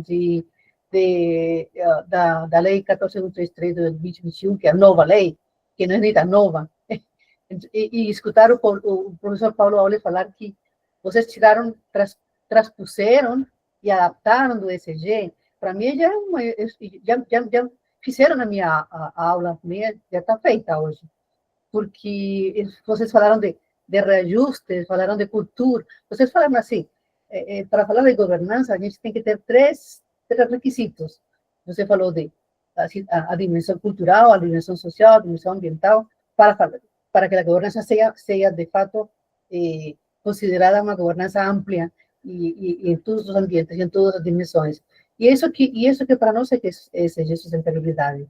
É a partir da governança que acontece tudo, né? A escalação dos processos em forma certa, que estén de acordo nos devidos acordos, nas devidas conformidades, mas tendo sempre em conta esses requisitos de cultural, social, ambiental e econômica. Mas, genial, não tem por que deixar a econômica de fora, não tem como. E outra, aquela frase que trouxe André no final da apresentação dele, que falou muito de valor, que tem que se pensar em valor, e em ciclo de vida, vantajosidade, me fez. Essa foi outra frase que me fez à tarde.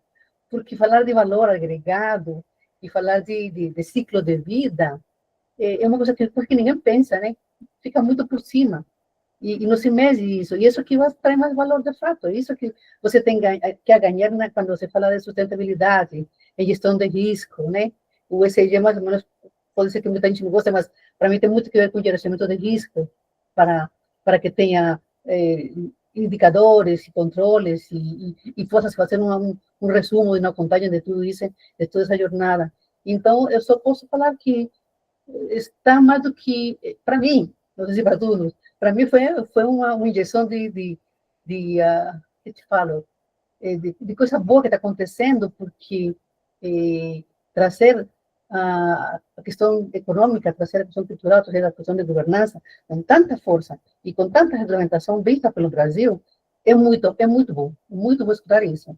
E eu falei no início que para mim era um tema meio que estranho, já não é mais estranho, Alves, professor Alves, agora você deu uma aula de transparência e vocês dois ficam praticamente se torna responsável quando questiona a gente. Vocês se tornaram responsáveis por continuar voltando para nós.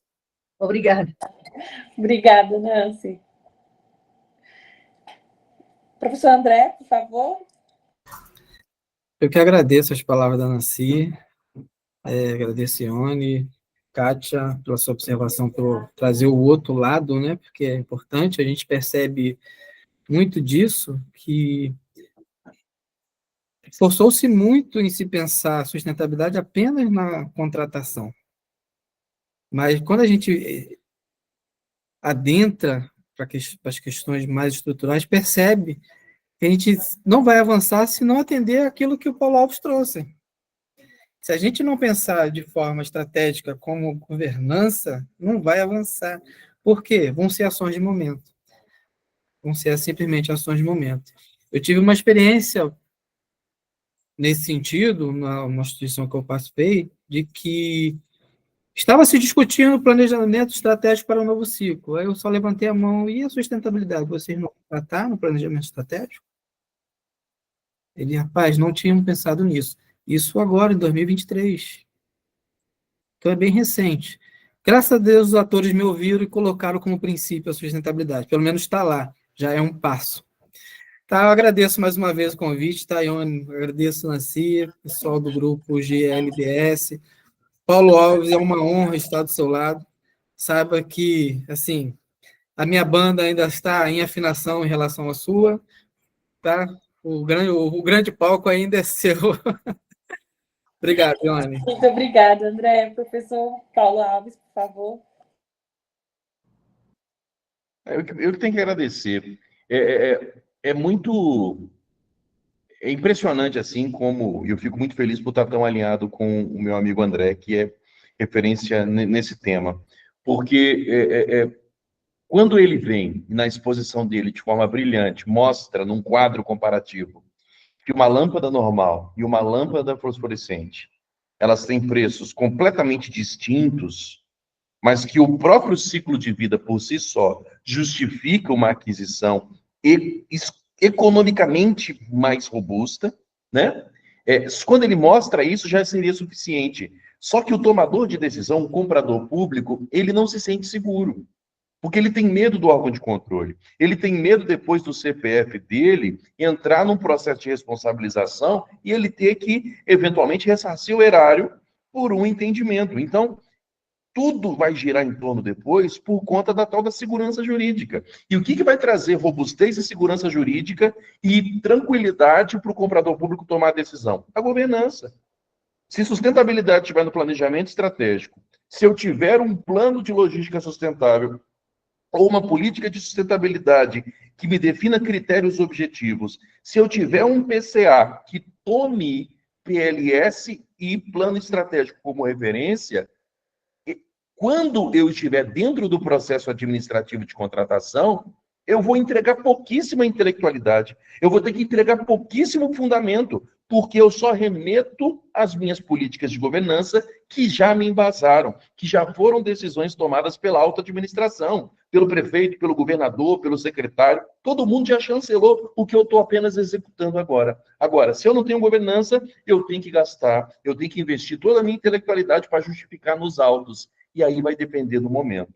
Ainda que eu tenha hoje no Brasil uma LINDB, que é a Lei de Introdução às Normas do Direito Brasileiro, exigindo que o órgão controlador leve em consideração os desafios reais do gestor no momento da tomada de decisão, ainda que a LIND me dê essa ordenança, mesmo assim, o tomador de decisão, o comprador público, vai viver um ambiente de insegurança jurídica se ele não fortalecer a governança. Então, desculpa, comecei a falar demais de novo. Só agradecer, obrigado pela oportunidade. Vamos continuar conversando sobre isso.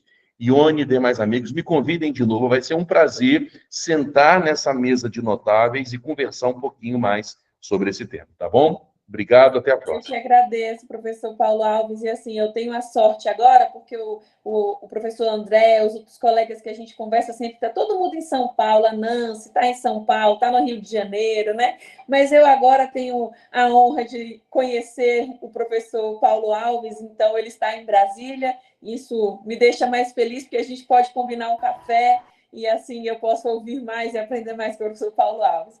Muito obrigada.